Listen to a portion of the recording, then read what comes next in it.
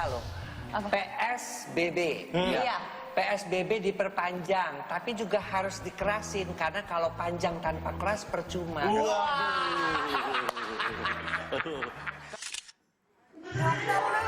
ya. Itu perlu diklarifikasi nggak sih? Ini mesti diklarifikasi. Artinya gini, bahwa kita boleh memperpanjang PSBB, tapi juga sanksinya mesti tegas, mesti jelas. Betul. Jangan kalau kita memperpanjang, tapi orang melanggar didiamin aja. Gitu. Nggak pakai masker ya udah nggak apa-apa. Paling disuruh bersih-bersih, disuruh push up, gitu kan nggak membuat orang itu jerah. Sementara apalagi sekarang kita memasuki masa transisi kan, itu kan harus pakai masker, jarak harus 1 meter, harus sering cuci tangan, daya tahan tubuh harus dinaikin. Itu kan semua kalau kita mau COVID-nya nggak naik terus gitu. Jadi loh. kalau misalnya diperpanjang terus tapi lembek juga percuma ya dok ya? Percuma, benar. Harus tegas, harus keras. Iya, harus tegas. Keras. Udah yuk, Mas mah keras yuk, aman, tenang aja. Ya Mas, aku ada artikel. Nih lihat nih. Tuh, lihat tuh. Oke, aku ada artikel dulu, kita lihat artikelnya ya. Apaan itu? Angka perceraian di Semarang diprediksi meningkat imbas corona. Maksudnya gimana nih, Kenapa dok? Ya, Dok? karena keseringan di rumah dan sering ketemuan yang jadi namanya malah berantem. suami istri jadi malah berantem.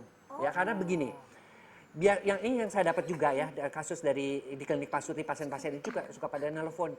Kok sejak di rumah mungkin karena suami ada istrinya di rumah selama ini pulangnya malam jadi kepengen untuk melakukan hubungan suami istri.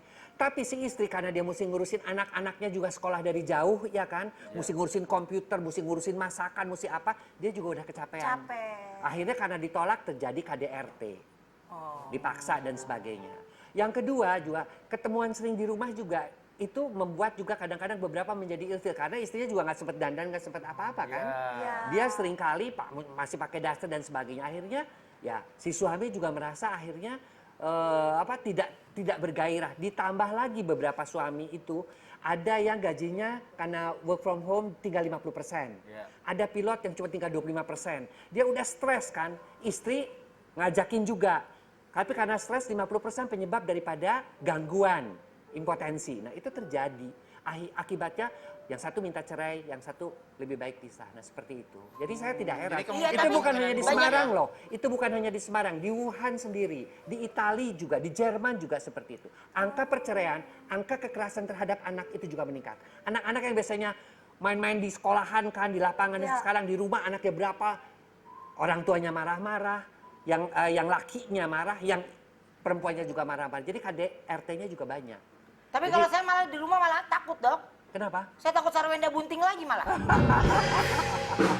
Iya kan?